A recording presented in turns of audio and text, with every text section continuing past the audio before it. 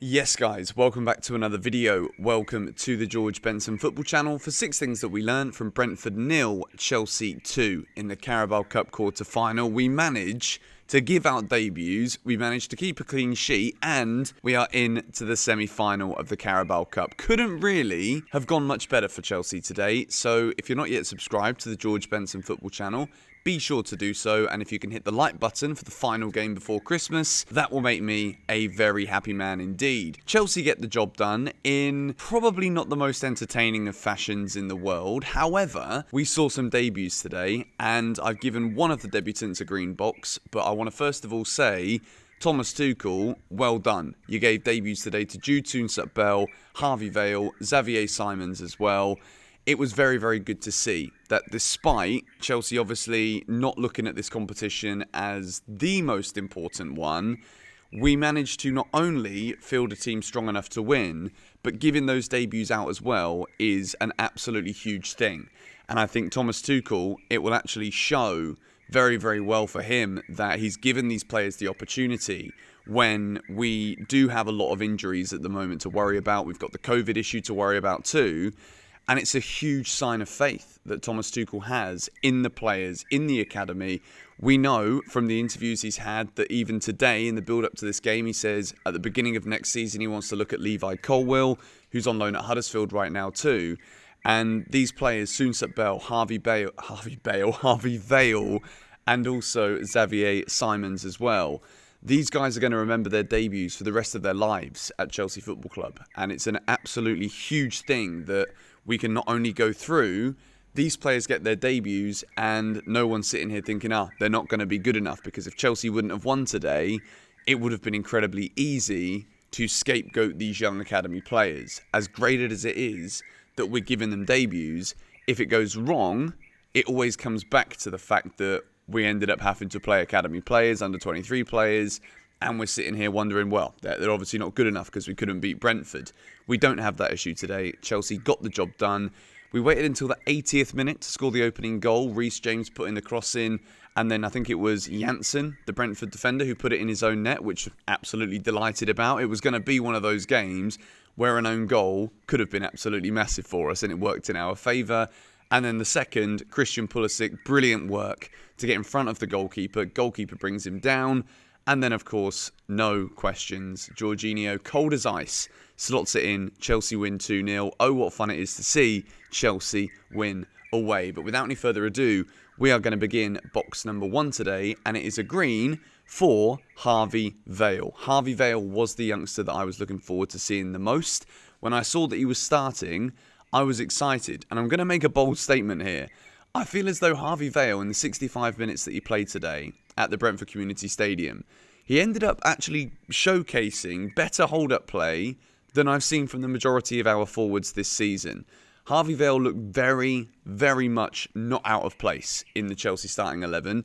He was combining very well with Jude Soonsup-Bell, who came off at half-time and was replaced by Christian Pulisic. Thomas Tuchel obviously knowing with 0-0 at half-time, he wanted to make that change, bring on Pulisic, a more senior player. But Harvey Vale, I thought, did very, very well. He was getting into good positions. He had a header that you could argue he should have scored, but it was straight at the goalkeeper. Other than that, though, I think all of his movement was very good. I think he tried to get hold of the ball as much as he could. Within the 20 minutes he had in the second half, he did struggle to get on it as much as we saw him get on the ball in the first half. But as debuts go, I think that couldn't really have gone much better for him. Yes, he could have scored, but Chelsea got the job done. And he managed 65 minutes, and I thought he looked very good. Xavier Simons as well did well on the right-hand side, but I think he kind of struggled to keep hold of the ball as often and as comfortably as Harvey Vale did in the first half. We move into box number 2, and it is an indefinite green for Jorginho. He came on in the second half. Kovacic, I thought, had a very decent first half, but then Jorginho comes on in the second, resting Kovacic's legs as he's only just coming back from injury, but he looked very sprightly, he looked very good. Jorginho bossed the game in that second half for Chelsea. Absolutely in that second half, we did not look like conceding a goal, which in the first half, credit to Kepa for making saves, we'll talk about him in a moment. But Jorginho came on and we just seemed to go up a gear. And it wasn't necessarily going up a gear in intensity. which is actually great news, which is something I've complained about a lot recently, is Chelsea's lack of intensity. But in a game like this one today, where we tread carefully because we still have a Boxing Day fixture apparently to play away at Aston Villa, it was difficult for us, but we didn't need to enter into any higher gears. And I think a lot of that was down to Jorginho. He was putting in those tackles in the middle, making simple passes to get Chelsea, to keep Chelsea moving forward. I thought Jorginho had a very good game. And the penalty as well, as always, I say as always, it's not as oftenly always these days as it once was. But once again, I think Jorginho did a very, very good job. And we move into box number 3. And N'Golo Kante didn't have that many minutes, but he was very, very important when he did come on. He just has that class, N'Golo Kante. Unfortunately for Ross Barkley today, I thought it was another poor performance from Ross Barkley. It's not really a surprise at this point. However, N'Golo Kante came on, and it was that just moment of quality, the footwork to offload the ball to Reece James, who put it in the box, which then meant Chelsea went 1-0 up from the own goal. N'Golo Kante was only on the field for 10, 12, 15 odd minutes, but we could see the gulf in class between him and Ross Barkley, who he came on for. As much as, this game wasn't the most exhilarating Chelsea performance we'll ever see, I've given all green boxes for this performance today. And N'Golo Kante didn't really do very much, but what he did, he just made Chelsea look like we were going to score. And as soon as he came on, you could just feel that he had that moment of quality to be able to do the right bit of footwork to get the ball into the right place.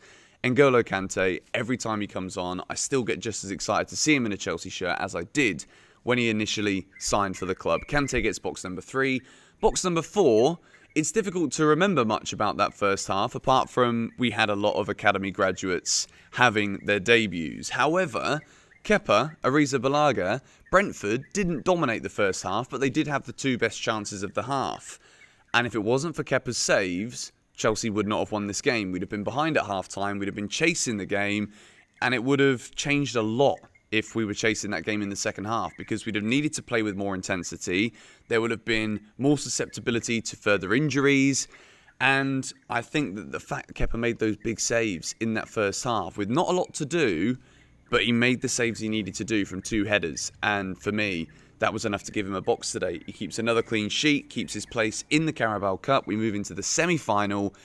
And there's absolutely no reason why Chelsea cannot go ahead and win this competition. Kepa gets box number 4. Box number 5, I'm giving it to Thomas Tuchel today because it is one of those games where we can be very, very happy as Chelsea fans. We've been struggling recently, and when we look on paper, this game wasn't the most important because we want to be winning the Premier League. However, I said it before the game, I didn't have any expectations of what Chelsea were going to do in this match tonight here at the Brentford Community Stadium. And we got the job done. We managed to give out academy graduates more debuts, which is absolutely massive. And I think the way that Thomas Tuchel managed the substitutions, I'd say that Kovacic was the best player in the first half. But again, he brings him off at half-time, doesn't want to risk anything, doesn't want to give him too many minutes to make sure that we can control the injuries right now within the squad. Jorginho came on, was fantastic. N'Golo Kante came on, we didn't risk him for too long, and within those couple of moments that he had that impetus to get Chelsea into the lead with a pass to Reece James. The ball goes in the back of the net from Janssen as an own goal. But I think all of Tuchel's decisions today were 100% vindicated, giving out 3 debuts as well against Premier League opposition. Let's not forget that. Brentford are a Premier League side, and we get the job done, and there's no more injuries, which I'm absolutely delighted about. Moving into the game against Villa on Boxing Day, we move into the semi-final, and that is box number 6. Chelsea are into the Carabao Cup Semi-final.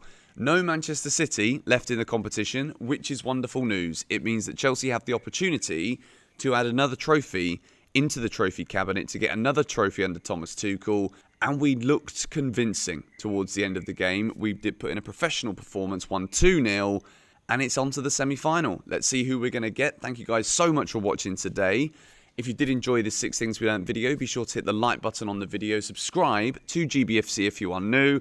There is going to be content coming out between now and Christmas. This is the final 6 Things We Learned before Christmas. Let me know what you also think of the new graphics in the comments down below. Thank you guys for watching. We get the job done. Come on, you Blues.